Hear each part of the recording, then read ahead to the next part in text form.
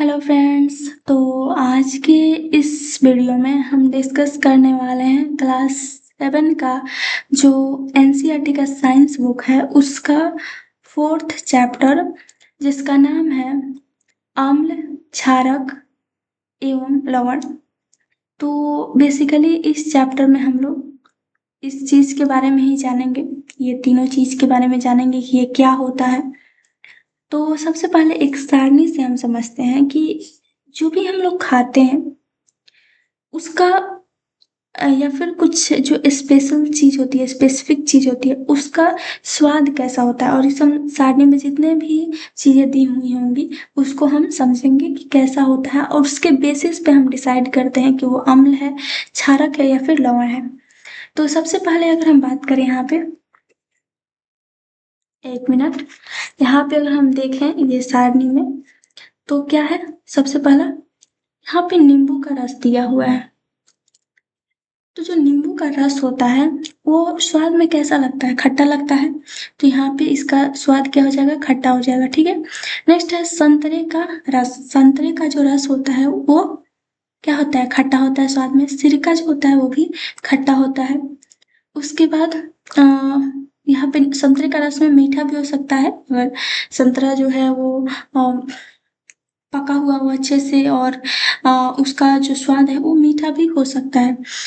Next है कि दही। दही जो होता है वो भी खट्टा या फिर मीठा हो सकता है। नेक्स्ट है इमली। तो इमली जो होता है वो खट्टा होता है। शक्कर जो होता है मीठा होता है। नमक की अगर हम बात करें तो नमक जो होता है वो मीठा ना खट्टा, वो नमकीन होता है। नेक्स्ट है आंवला की बात करें तो खट्टा होता है। खाने का जो सोडा होता है वो कड़वा लगता है। अंगूर जो होता है वो खट्टा भी हो सकता है और मीठा भी हो सकता है। उसके अलावा जो कच्चा आम होता है वो भी क्या होता है, वो खट्टा होता है। तो इस तरीका से अलग अलग जो चीजें होती हैं उनका अलग अलग स्वाद होता है, और हम इसी स्वाद से डिस्कशन करने वाले हैं आगे आने वाले जो भी टॉपिक होंगे उसमें, कि अम्ल क्या होता है, क्षारक क्या होता है। तो अब यहाँ से टॉपिक स्टार्ट होगा, अम्ल और क्षारक के बारे में हम पढ़ेंगे। तो अम्ल और क्षारक क्या होता है।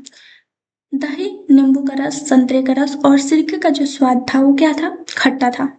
इन पदार्थों का स्वाद खट्टा इसलिए होता है क्योंकि इसमें अम्ल होते हैं, और अम्ल के कारण ही ये क्या होते हैं, वो स्वाद में खट्टे लगते हैं। जिसमें भी अम्ल होगा वो स्वाद में खट्टा होगा।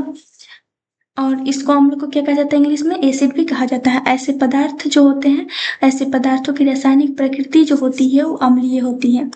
एसिड जो शब्द था वो उसकी उत्पत्ति लैटिन शब्द एसियर से हुई है, जिसका अर्थ ठीक होता है खट्टा।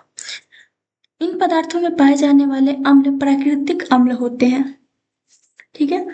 तो अगर हम बात करें यहाँ पे, जो भी हमने स्वाद की बात की कि कौन सा खट्टा लगता है कौन सा मीठा लगता है, तो जो भी पदार्थ जो होते हैं उसका स्वाद जो है खट्टा लगता है, उसमें क्या होता है, अम्ल होता है। अम्ल की वजह से ही वो खट्टा लगता है।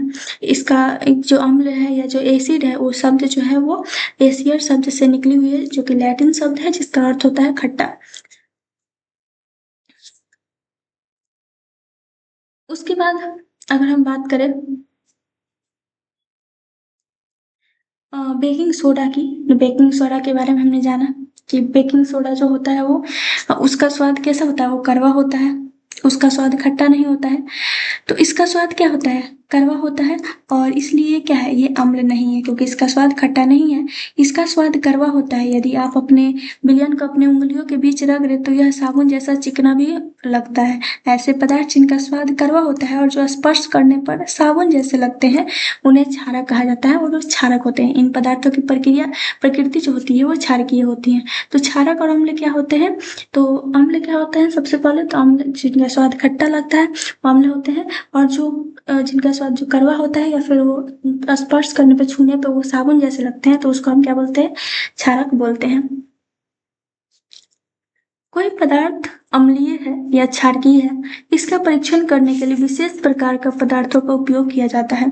ये पदार्थ सूचक कहलाते हैं। सूचकों को जब अम्लीय अथवा क्षारकीय पदार्थ युक्त विलयन में मिलाया जाता है तो पदार्थों उनका जो है, मतलब जो सूचक है वो उनका रंग बदल जाता है। जैसे हल्दी, लिटमस हो गया, गुड़हल की पंखुड़ियाँ हो गई, ये सारे क्या है, प्राकृतिक रूप से पाए जाने वाले सूचक है।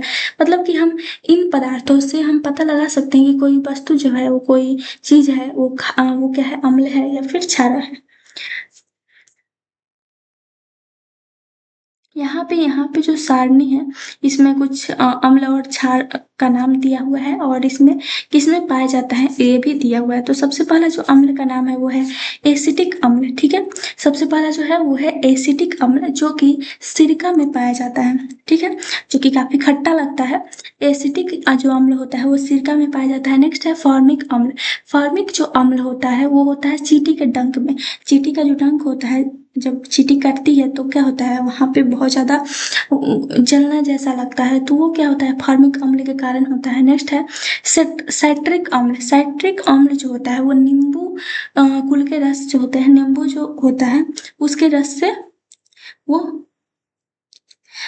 उसमें नींबू का जो रस होता है उसमें साइट्रिक अम्ल पाया जाता है। उसके अलावा संतरा हो गया, ये क्या है, ये भी क्या है, इसमें भी साइट्रिक अम्ल पाया जाता है। नेक्स्ट है लैक्टिक अम्ल। लैक्टिक अम्ल में जो होता है वो दही में पाया जाता है।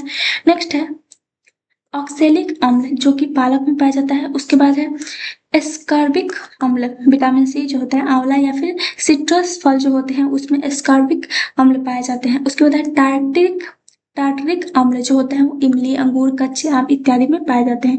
तो ये कुछ वस्तु किस कोई चीज था और जिसमें ये अम्ल पाए जाते हैं। तो कितने अम्ल हमने देखा, एसिटिक अम्ल जो कि सिरका में पाया जाता है, फॉर्मिक अम्ल जो चींटी के डंक में पाया जाता है, साइट्रिक अम्ल जो नींबू कुल के जितने भी फल होते हैं जैसे संतरा हो गया नींबू हो गया उसमें पाए जाते हैं, लैक्टिक अम्ल दही में पाए जाते हैं, ऑक्सैलिक अम्ल जो होते हैं पालक में पाए जाते हैं, एस्कॉर्बिक अम्ल जो होते हैं आंवला सिट्रस फल में पाए जाते हैं और टार्टरिक टार्टरिक जो अम्ल होते हैं वो इमली अंगूर या फिर कच्चे आम में पाए जाते हैं। अब कुछ क्षारक का नाम है और किस में पाया जाता है वो भी दिया है। जैसे सबसे पहला जो है क्षारक का नाम है कैल्शियम हाइड्रोक्साइड जो कि चूने में पाया जाता है, अमोनियम हाइड्रोक्साइड जो कि खिड़की के कांच आदि साफ करने में जो उपयुक्त होने वाला जो मार्जक होता है उसमें उपयोग किया जाता है। उसके बाद है सोडियम हाइड्रोक्साइड या फिर पोटेशियम हाइड्रोक्साइड जो कि है साबुन में पाया जाता है, वो भी क्या है एक क्षार है। मैग्नीशियम हाइड्रोक्साइड जो कि द्वितीय मैग्नीशियम होता है मिल्क ऑफ मैग्नेशिया उसमें पाया जाता है। तो ये कुछ हमने क्षारक और क्षारक के नाम और अम्ल के नाम और वो किस में पाया जाता है उसमें उसको हमने डिस्कस किया। नेक्स्ट हम बात करेंगे कि हम उसको कैसे पता करें। अब जैसे कि कोई अम्ल है तो उसको हम डायरेक्ट खा तो नहीं सकते, अगर वो क्या होता है जैसे कि अगर हम एसिटिक अम्ल की बात करें जिसको जो सिरका होता है उसको हम डायरेक्ट खाएंगे तो डायरेक्ट उस वो क्या होगा, वो पेट में जलन होने होने की संभावना रहती है। तो कभी भी कोई भी चीज हम खाकर तो उसको जांच नहीं कर सकते कि वो अम्ल है कि क्षार है। तो इसलिए हम क्या करते हैं कि कुछ प्राकृतिक सूचक का प्रयोग करते हैं जिससे हम पता लगा सके कि उसमें एक्चुअल में वो जो है एक्चुअल में उसमें वो अम्ल है या फिर वो क्षार है, तो वो हमें पता चल सकते हैं। जैसे क्षारक का कुछ नाम था, ठीक है, जैसे साबुन हो गया, सोडियम और जो बेकिंग सोडा होता है वो सब क्या है क्षारक होते हैं या फिर क्षार होते हैं। तो ये सारे को हम टेस्ट करके तो नहीं देख सकते हैं कि वो कड़वा होता है तो हम उसको पता करें। तो इसलिए हम क्या करते हैं कुछ प्राकृतिक सूचक का प्रयोग करते हैं। अब उसके बारे में हम जानेंगे। तो सबसे पहला है लिटमस। यह एक प्राकृतिक रंजक होता है, जिस प्राकृतिक सूचक होता है जो कि क्या करता है कि अम्ल या फिर क्षार का पता लगाता है। तो यहाँ पे कैसे हम इससे पता करते हैं।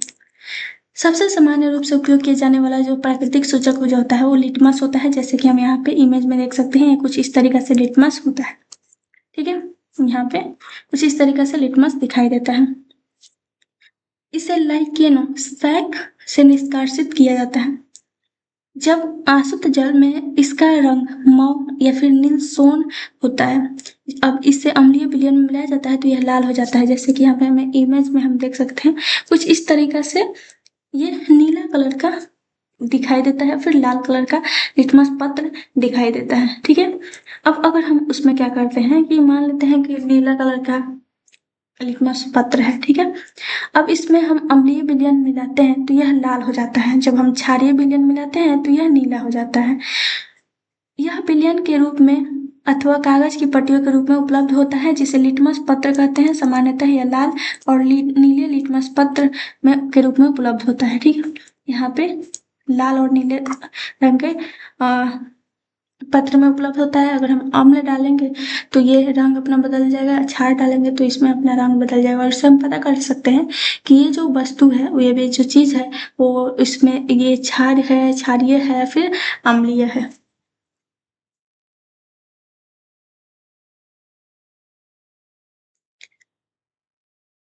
अब हम बात करेंगे थर्ड जो लवण होता है उसके बारे में।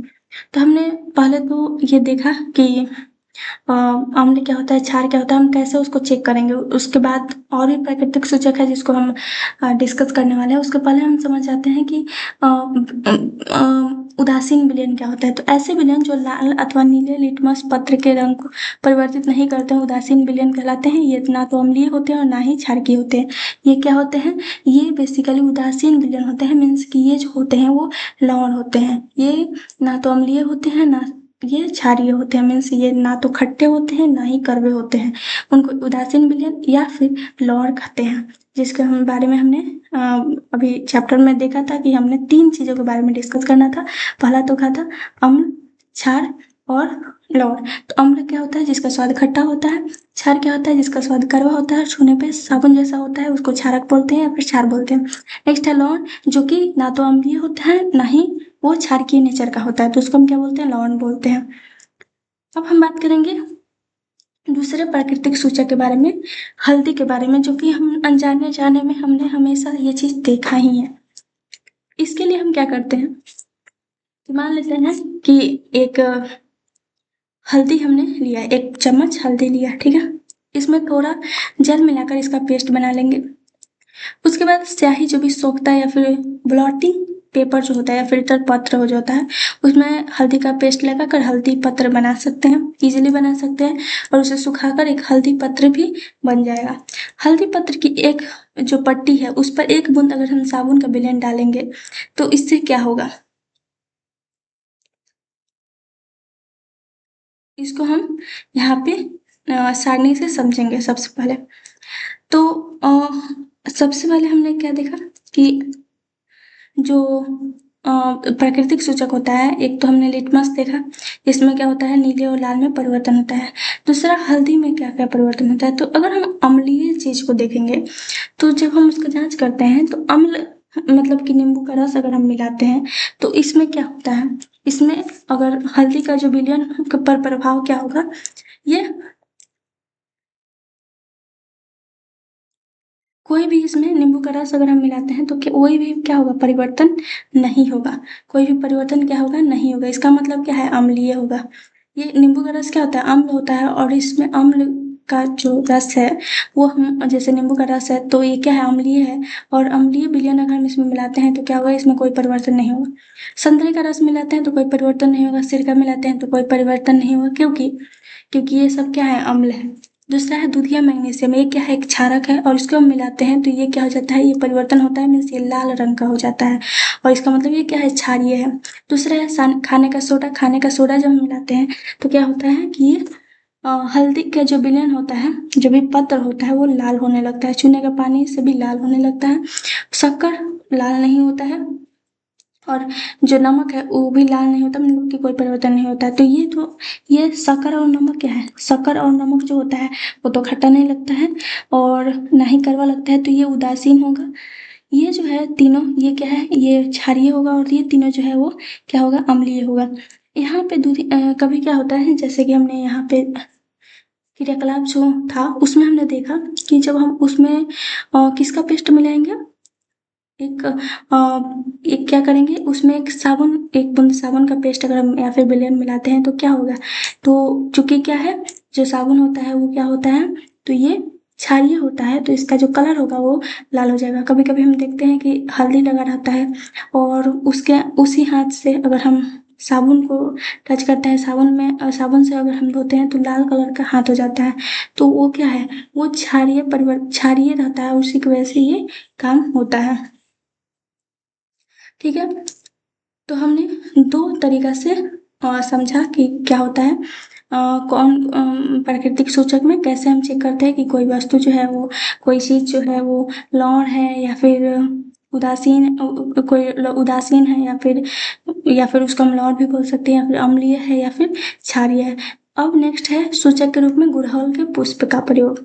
ठीक है, तो इसका भी वैसे ही करेंगे। गुड़हल का जो पंखुड़िया है उसको एकत्र करेंगे और किसी बीकर में रखकर उसमें गर्म करके और फिर उसका मिश्रण को कुछ समय तक रखेंगे, जब वो जल रंगीन ना हो जाए, रंगीन जल को सूचक के रूप में उपयोग हम उसका कर सकते हैं। जैसे हमने हल्दी का एक पत्र के रूप में उसको बना लिया और लिटमस को एक पत्र के रूप में बना लिया, मतलब वो तो ऑलरेडी बना हुआ रहता है। और इसी तरीके से हम गुड़हल का भी, पुष्प का भी हम उसका बना सकते हैं, उसका भी उपयोग कर सकते हैं और सूचक के रूप में। तो सबसे पहले इसमें भी हम कैसे करेंगे, तो इसमें क्या होता है, सबसे पहले इसमें क्या होगा कि अगर हम शैम्पू मिलाते हैं, ठीक है, तो शैम्पू अगर हम मिलाते हैं तो इसका दो टाइप से होता है, पहला रंग परिवर्तन होगा, फिर अंतिम रंग में परिवर्तन होगा। तो पहला रंग परिवर्तन अगर होता है कि सबसे पहला क्या होगा, हल्का गुलाबी होगा, ठीक है, उसके बाद उसका एक्चुअल रंग इसमें आएगा। तो सबसे पहले क्या है, शैम्पू अगर हम मिलाते हैं तो इससे क्या होगा, हरा कलर हो जाएगा। नींबू का रस मिलाते हैं तो गुलाबी कलर का हो जाएगा। सोडा अगर हम जल मिलाते हैं तो क्या हो जाएगा, सोडा अगर जल है तो वो हरा हो जाएगा। सोडियम हाइड्रोजन कार्बोनेट का अगर हम मिलाते हैं तो भी हरा हो जाएगा। सिरका मिलाते हैं तो गहरा गुलाबी हो जाएगा। शक्कर का विलयन मिलाएंगे तो कोई परिवर्तन नहीं, नमक का विलयन मिलाएंगे तो कोई परिवर्तन नहीं होगा। जैसे हमने यहाँ पे चेक किया वैसे ही हल्दी के साथ, वैसे ही हम इसमें भी चेक करेंगे और हम पता कर सकते हैं कि कौन सा अम्ल है, कौन सा अम्ल नहीं है। तो इसमें क्या हमें पता चला कि अगर जो वो पत्र है और उसमें हम कोई विलयन मिला रहे हैं, अगर वो क्षारीय विलयन है, ठीक है, उसका कलर जो होगा वो हरा होगा। अगर वो क्षारीय है, मीन्स अगर वो हम उसमें क्षारक मिला रहे हैं तो उसका कलर जो होगा वो हरा होगा। अगर अम्लीय मिला रहे हैं तो उसका जो कलर होगा वो क्या हो जाएगा, गहरा गुलाबी हो जाएगा, ठीक है। अगर उदासीन मीन्स लौण है तो उसका कोई परिवर्तन नहीं होगा, कोई परिवर्तन इसमें नहीं होगा, ठीक है। तो इस तरीके से इसमें हम पता कर सकते हैं कि कोई जो है वो अम्ल है, कोई भी वस्तु, कोई भी जो विलयन है वो अम्ल है या फिर क्षारक है। नेक्स्ट अब हम जानेंगे उदासीनीकरण के बारे में, ठीक है। किसी अम्ल और किसी क्षारक के बीच होने वाली अभिक्रिया जो होती है उदासीनीकरण कहलाती है। इस प्रक्रिया में ऊष्मा के निर्मुक्त होने के साथ साथ लवण और जल भी निर्मित होते हैं। तो जो उदासीनीकरण अभिक्रिया में जो नया पदार्थ निर्मित होता है उसको लवण भी बोलते हैं। और ये क्या होता है कि बेसिकली लवण जो होता है वो अम्लीय, क्षारीय और उदासीन प्रकृति का हो सकता है। मीन्स कि वो या तो लवण हो सकता है या अम्लीय हो सकता है, उदासीन या तो अम्लीय हो सकता है, क्षारीय हो सकता है, या फिर उदासीन प्रकृति का हो सकता है जो लवण होता है, ठीक है। तो उदासीनीकरण का जो प्रक्रिया होता है वो बहुत जगह यूज होता है। जैसे कि यहाँ पे हम देखें तो यहाँ पे क्या होता है कि इसका समीकरण में दर्शाया गया है कि अम्ल और क्षारक मिलाकर लवण और जल निर्मुक्त करते हैं और इसमें ऊष्मा निर्मुक्त होती है और लवण जल बनता है। जैसे कि हाइड्रोक्लोरिक अम्ल है प्लस सोडियम क्लोराइड, ठीक है, तो इससे क्या बनता है, सोडियम क्लोराइड यहाँ पे क्या है, हाइड्रोक्लोरिक अम्ल प्लस सोडियम हाइड्रोक्साइड, इससे क्या मिला हमें, sodium chloride plus H2O means जल प्लस ऊष्मा, ठीक है। तो इस तरीके से ये क्या करता है कि अम्ल और क्षारक मिलकर उदासीनीकरण हो जाता है, ठीक है। तो ये किसी अम्ल और किसी क्षारक के बीच जो होने वाली अभिक्रिया होती है उसी को क्या कहा जाता है, उदासीनीकरण कहा जाता है। इसको अब हम उदाहरण के साथ समझने से पहले हम जान लेते हैं अम्ल वर्षा के बारे में। तो अम्ल वर्षा क्या होता है, जब वर्षा जल में अम्ल की मात्रा अत्यधिक होती है तो वह अम्ल वर्षा कहलाती है। वर्षा जल अम्लीय इसलिए हो जाता है क्योंकि कार्बन डाइऑक्साइड, सल्फर डाइऑक्साइड और नाइट्रोजन डाइऑक्साइड जैसी गैसें जो वायु में प्रदूषकों के रूप में निर्मुक्त होती है, वर्षा जल में घुलकर क्रमशः कार्बोनिक अम्ल, सल्फ्यूरिक अम्ल और नाइट्रिक अम्ल बनाती है। अम्ल वर्षा भवनों, ऐतिहासिक इमारतों और पौधों और जंतुओं को क्षति पहुंचा सकती है। तो ये अम्ल वर्षा क्या होती है, अम्ल वर्षा जो होती है वो खतरनाक होती है। ये इसमें अम्ल का मात्रा बहुत ज़्यादा अत्यधिक होता है और इसलिए इसको हम अम्लीय वर्षा कहते हैं, जो कि भवन को और इमारतों को, पौधे को, जंतुओं को क्षति पहुंचा सकता है, ठीक है। अब हम आगे बढ़ते हैं अपने किसके बारे में, उदासीनीकरण के उदाहरण के बारे में समझते हैं। तो सबसे पहला जो है वो अपाचन, ठीक है। तो हमारे अमाशय में जो है वो हाइड्रोक्लोरिक अम्ल पाया जाता है। हम जैसे कि इसके बारे में पढ़ चुके हैं। यह भोजन को पचने में सहायता करता है, लेकिन अमाशय में अम्ल की आवश्यकता से अधिक मात्रा होने से अपाचन हो जाता है। कभी कभी अपाचन काफी कष्टदायक होता है। अपाचन से मुक्ति पाने के लिए हम दूध या मैग्नीशियम जैसा कोई प्रति अम्ल लेते हैं, जिसमें मैग्नीशियम हाइड्रोक्साइड होता है, या अत्यधिक अम्ल के प्रभाव को उदासीन कर देता है। तो इससे क्या होता है कि जैसे अपाचन होता है, तो अपाचन में क्या होता है कि जब हम उसमें क्या होता है, अपाचन में ज़्यादा अम्ल हो जाता है अगर पेट में, तो उसको कम करने के लिए हम क्षार मिलाते हैं, क्षारक मिलाते हैं। मीन्स कि उससे क्या कहते हैं, मैग्नीशियम हाइड्रोक्साइड हम ग्रहण करते हैं, खाते हैं वो प्रति अम्ल के रूप में। तो इससे क्या होता है कि हम जो अम्ल का प्रभाव है वो उदासीन कर देता है, जो क्षारक जो होता है वो अम्ल के प्रभाव को कम कर देता है। नेक्स्ट है चींटी का डंक। जब चींटी का डंक में क्या होता है, फॉर्मिक अम्ल होता है। जब चींटी काटती है तो यह त्वचा में अम्लीय द्रव डाल देती है। डंक के प्रभाव को नमयुक्त खाने का जो सोडा होता है, सोडियम हाइड्रोजन कार्बोनेट अथवा एल्युमिनियम विलयन मलकर उदासीन किया जा सकता है, जिसे जिंक कार्बोनेट होता है, जिसमें क्या होता है, जिंक कार्बोनेट होता है। नेक्स्ट है मृदा उपचार। रासायनिक उर्वरक का अत्यधिक जो रासायनिक उर्वरक होता है उसका अत्यधिक उपयोग मृदा को क्या बना देता है, अम्लीय बना देता है। यदि मृदा अत्यधिक अम्लीय अथवा अत्यधिक क्षारकीय हो तो पादप की वृद्धि अच्छी नहीं होती है। जब मृदा अत्यधिक अम्लीय होती है तो उसे बिना बुझा हुआ चूना जो होता है कैल्शियम ऑक्साइड तथा बुझा हुआ चूना जो होता है कैल्शियम हाइड्रोक्साइड जैसे क्षारकों से उपचारित किया जाता है। नेक्स्ट है यदि मृदा क्षारकीय हो तो इसमें जैव पदार्थ मिलाए जाते हैं, जो जैव पदार्थ मृदा में अम्ल निर्मुक्त करते हैं, जो उसकी क्षारकीय प्रकृति को उदासीन कर देता है। इस तरीके से क्या होता है कि अगर अम्ल ज्यादा है तो क्षारकीय मिलाते हैं पदार्थ, और क्षारकीय ज्यादा हो तो अम्लीय पदार्थ मिलाते हैं। नेक्स्ट है कारखानों का अपशिष्ट। अनेक कारखानों के अपशिष्ट जो कचरे होते हैं उसमें अम्लीय पदार्थ मिश्रित होते हैं। यदि ऐसे अपशिष्ट पदार्थों को सीधे ही जलाशय में बहने दिया जाए तो मछली और अन्य जलीय जीवों को अम्ल नष्ट कर सकते हैं। अतः कारखाने के अपशिष्ट को जलाशयों में विसर्जित करने से पहले क्षारकीय पदार्थ मिलाकर उसको उदासीन कर दिया जाता है, जिससे जो भी वहां पे जल में जो भी रहने वाले जीव जंतु है उसको हानि नहीं पहुंचे। नेक्स्ट है अब कुछ इंपॉर्टेंट पॉइंट है। सबसे पहला है कि अम्ल स्वाद में खट्टे होते हैं। क्षारक का स्वाद जो होता है कड़वा होता है और उनका स्पर्श साबुन जैसा होता है। अम्ल लिटमस को लाल कर देते हैं, क्षारक लाल लिटमस को नीला कर देता है। वे पदार्थ जो ना तो अम्लीय होते हैं ना क्षारकीय उदासीन कहलाते हैं। ऐसे पदार्थों के विलयन जो अम्लीय क्षारकीय और उदासीन विलयन में भिन्न भिन्न रंग दर्शाते हैं उसे सूचक कहलाते हैं। अम्ल क्षारक एक दूसरे को उदासीन करके लवण बनाते हैं। लवण जो होते हैं अम्लीय और क्षारकीय उदासीन प्रकृति के हो सकते हैं।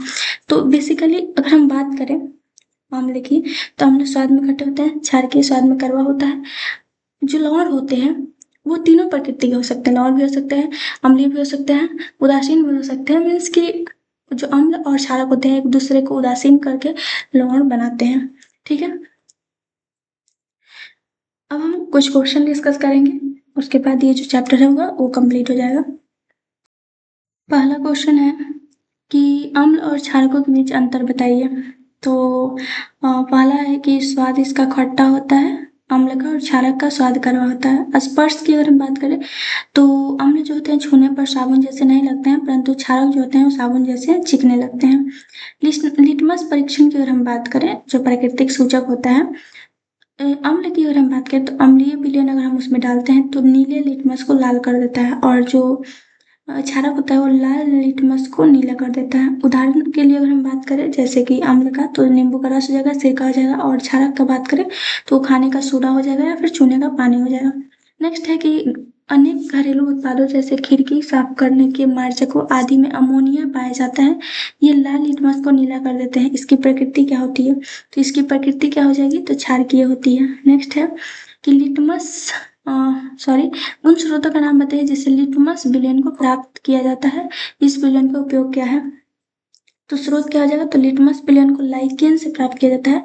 इसका उपयोग सूचक के रूप में किया जाता है और यह पता लगाने के लिए किया जाता है कि कोई विलयन जो है वो अम्लीय है या फिर क्षारकीय है। नेक्स्ट है कि क्या अशुद्ध जल जो अम्लीय क्षारकीय और उदासीन होता है, ये आप इसकी पुष्टि कैसे करेंगे।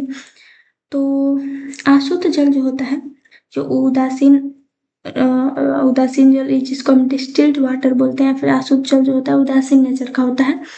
इसकी पुष्टि करने के लिए हम लिटमस पत्र का उपयोग करेंगे। अशुद्ध जल ना तो नीले लिटमस को का रंग बदलता है, ना ही लाल लिटमस का रंग बदलता है। इससे सिद्ध होता है कि यह उदासीन होता है। नेक्स्ट है उदासीनीकरण के प्रक्रम को एक उदाहरण से देते हुए समझाइए। जब किसी अम्ल और किसी क्षारक को उचित मात्रा में मिलाया जाता है तो एक दूसरे के प्रभाव को ही समाप्त कर देते हैं और इस प्रक्रम को ही उदासीनीकरण कहा जाता है।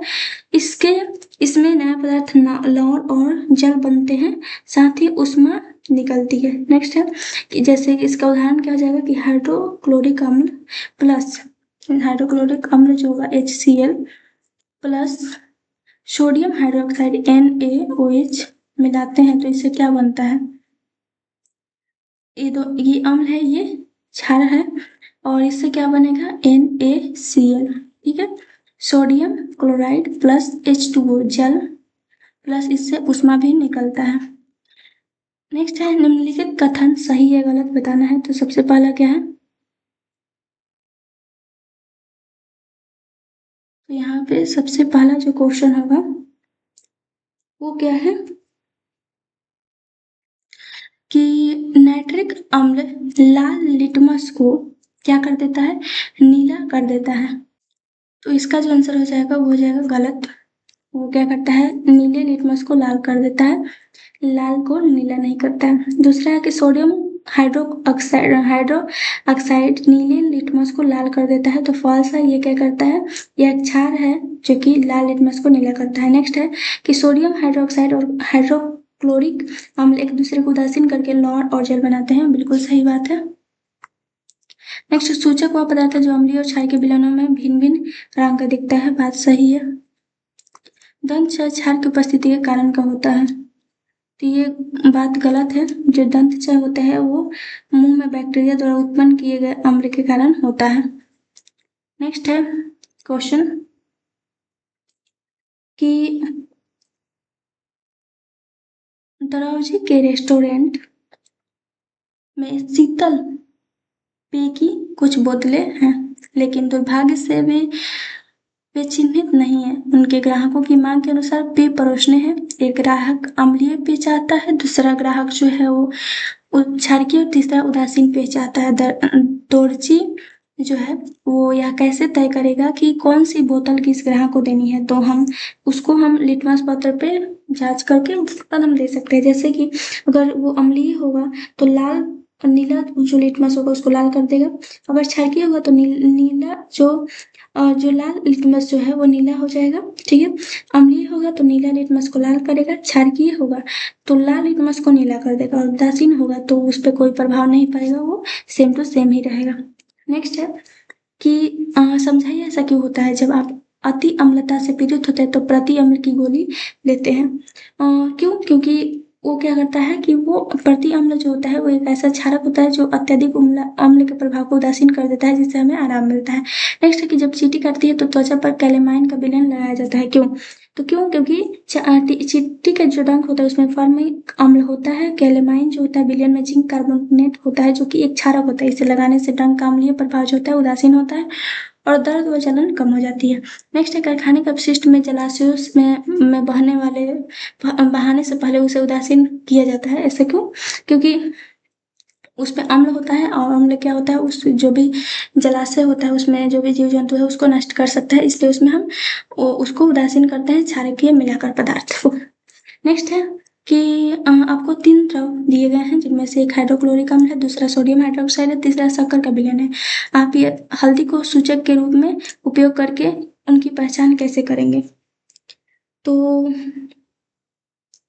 अगर हम सोडियम हाइड्रोक्साइड की पहचान करना हो तो तीनों द्रव की एक एक बूंद हल्दी सूचक पर डालेंगे। जो द्रव हल्दी को लाल कर देगा वो सोडियम हाइड्रोक्साइड होगा और जो मिश्रण को के हल्दी को लाल नहीं करेगा वो हाइड्रोक्लोरिक अम्ल होगा। अम्ल जो होता है वो लाल नहीं करता है और क्षारकीय जो होता है वो लाल कर देता है हल्दी को। तीसरा है कि शक्कर के विलयन की पहचान अगर करना हो तो जिस मिश्रण में हल्दी लाल हो जाएगी वह शक्कर का विलयन है, क्योंकि शक्कर उदासीन है और उसने क्षार के प्रभाव को कम नहीं किया। ठीक है, नेक्स्ट है नीले लिटमस पत्र को एक विलयन में डुबोया गया, यह नीला ही रहता है। विलयन की प्रकृति क्या है। तो विलयन की जो प्रकृति है वो या तो क्षारकीय है या तो उदासीन है। क्यों? क्योंकि अम्ल जो होता है वो नीले लिटमस को लाल कर देते हैं, चूंकि रंग नहीं बदला इसलिए विलयन अम्लीय नहीं है। क्षारक नीले लिटमस का पर कोई प्रभाव नहीं डालते, वे लाल को नीला करते हैं, ना कि नीला को ही नीला करते हैं, ठीक है। और उदासीन विलयन भी लिटमस को रंग को नहीं बदलते हैं। नेक्स्ट है कि निम्नलिखित वक्तव्य को ध्यान से सुनिए। अम्ल और जो क्षारक होते हैं दोनों सभी सूचकों के रंग को परिवर्तित कर देते हैं। यदि कोई सूचक अम्ल के साथ रंग परिवर्तित कर देता है तो वह क्षारक के रंग के साथ रंग परिवर्तन नहीं करता। यदि कोई सूचक क्षारक के साथ रंग परिवर्तित करता है तो वह अम्ल के साथ रंग परिवर्तन नहीं करता है। अम्ल और क्षारक में दोनों अम्ल और क्षारक में रंग परिवर्तन सूचक के प्रकार पर निर्भर करता है। ऊपर लिखे गए वक्तव्य में से कौन सा वक्तव्य सही है? सभी चार, ए और डी और बी और सी और सिर्फ डी। तो इसका जो आंसर हो जाएगा केवल डी। इसका मतलब कि अम्ल जो होता है और क्षारक में रंग परिवर्तन सूचक के प्रकार पर निर्भर करता है। और ठीक है, मतलब सूचक कौन सा सूचक उपयोग करते हैं वो कर रहे हैं, कौन सा सूचक जो है उसका यूज कर रहे हैं, और उसके रंग में परिवर्तन पे ही वो डिसाइड करेगा कि वो अम्ल है या फिर क्षारक है। तो ये लास्ट क्वेश्चन है। मिलते हैं एक नए वीडियो के साथ। Thank you.